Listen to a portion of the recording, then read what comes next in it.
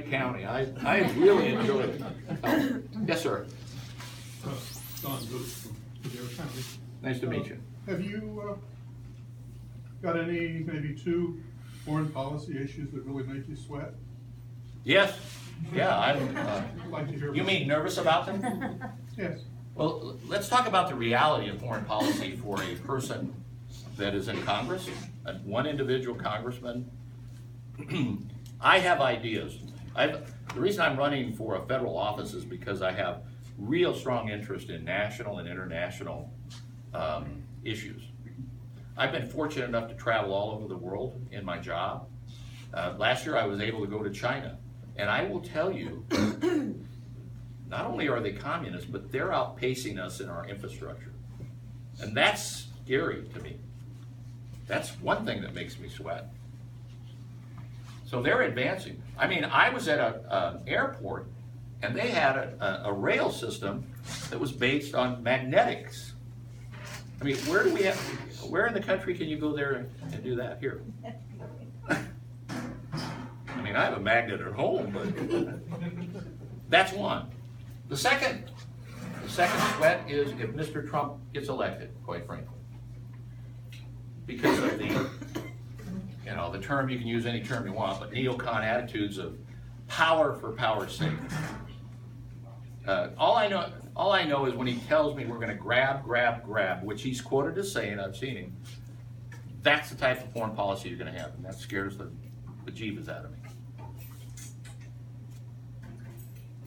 I mean, they aren't, quite frankly, an individual congressperson that gets elected may be part of a discussion about foreign policy.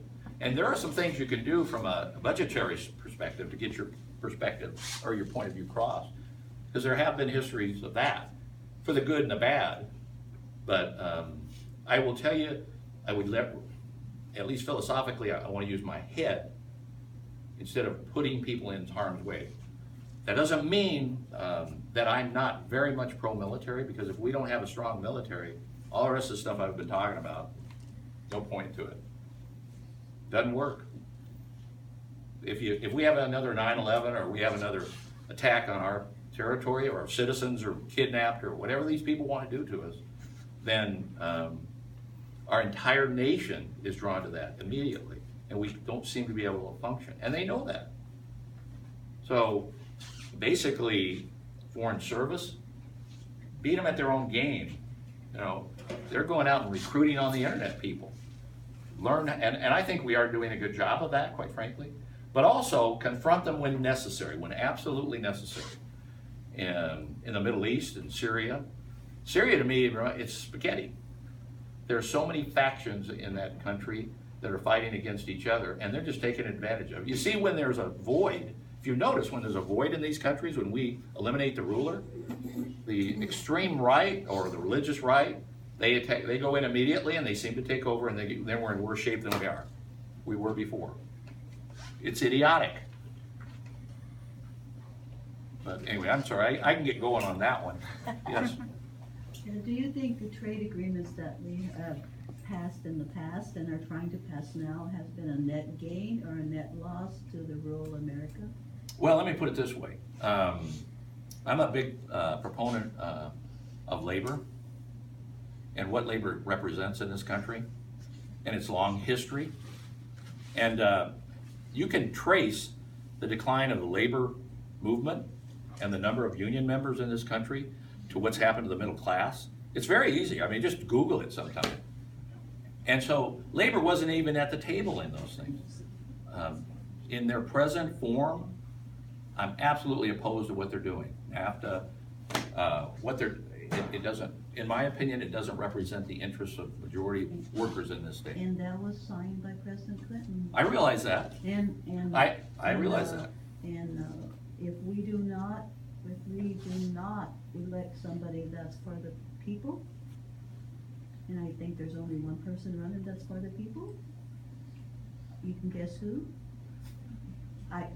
I think we're in big trouble. And whether it be Trump or Hillary, we're still in big trouble. That really goes to what the term I've used earlier, economic injustice, because I like to look at numbers and how things change over a period of time, history.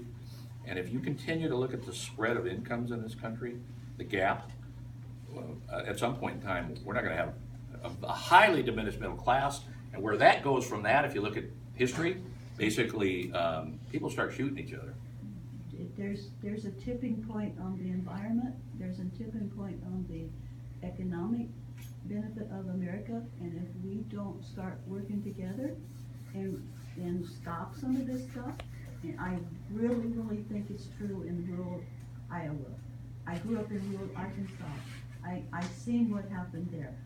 I always say the Northwest Iowa is probably the center of a lot of evil, because that's where Tyson started, that's where Walmart started, and that's where J.B. Hunt started. The corporate, and I think both our parties, this is my own opinion, both our parties are controlled by the big corporations in America, and they have they don't care which one gets in, it's just the one that they can control the most. And I really believe that, and I think that the greatest threat to our democracy is the two major parties blaming each other. Well, I'll state one thing. The main issue I can speak to is myself relating to that. I'm not controlled by anyone. And I'm not saying they're not, but I'm just telling you, from my perspective, some of my resources, a considerable amount, are going into this campaign, and a lot of contributors are too, because I refuse to sit in a room for 10 hours a day and just make phone calls bugging you people about how much money you have to give me. And then what they're gonna do to me in Washington, they think, is do the same thing. It's not gonna happen. And so I'm gonna have a lot of enemies, friends, enemies. And I think we have to, with the Democratic Party, the Republican Party, they both have it's basically player development is what it is. And I'm very much in favor of the party system, but we've got to get money out of politics the way it is. I mean, I absolutely have to. I have worked for the Democratic Party for years, very hard. And this year I am so discouraged by what I have seen in our county and district and national and state level, favoring one person over the other. I have seen it. I know it is happening, and I am so upset that you cannot believe how. First I was angry, now I'm just sad. Well, let me speak to that a little bit. I'm a person that, well, let's put it this way. I'll go back to the game Monopoly. When you sit down and play Monopoly or checkers or anything, I happen to be in that system now, and I can talk about it because I'm in it, but I don't have the ability to change it right now. And unless you vote for me, Mr. Young has shown no interest in changing it. I certainly do.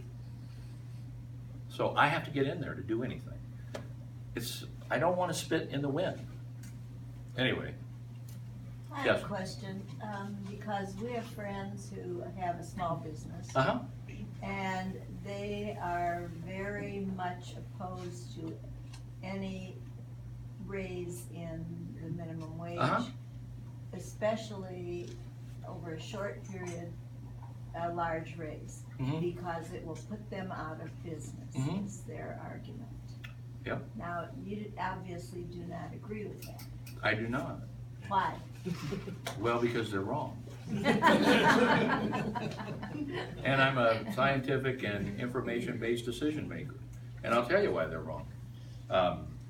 There's no question that obviously is a concern when you increase somebody's expenses very quickly. You're talking to someone who had about $400,000 worth of expenses a month, and when 9/11 happened, guess what? I didn't have any income. Zap. Very easy to go out of business. What happens when you raise the minimum wage? Just think logically. Or you don't even have to think logically, just think. That's more money in the system, isn't it? It does require payment of more money to workers, right? What are those workers gonna do with it? Spend it. Sure. But that, if you're a car repair business, they're not gonna go out and dent their car on purpose in order to spend money to have it repaired. Well, how about this? How about if I told you statistically, what they're saying is incorrect, and I'll be more than happy to give you the information right on the website. And I realize it's from an extremely biased place, from the White House, but he quotes people that aren't attached to the White House, where that you just described does not put a tremendous of people out of business at all. Well, So, I agree with you, but arguing with and changing their opinion is another step. if you leave me, if Send we me can get that. your I'll- name, I'll put the link on our Facebook page. absolutely, I'll send it to you. County Democrat Facebook. Absolutely. Thank you. That is patently incorrect, what they're thinking.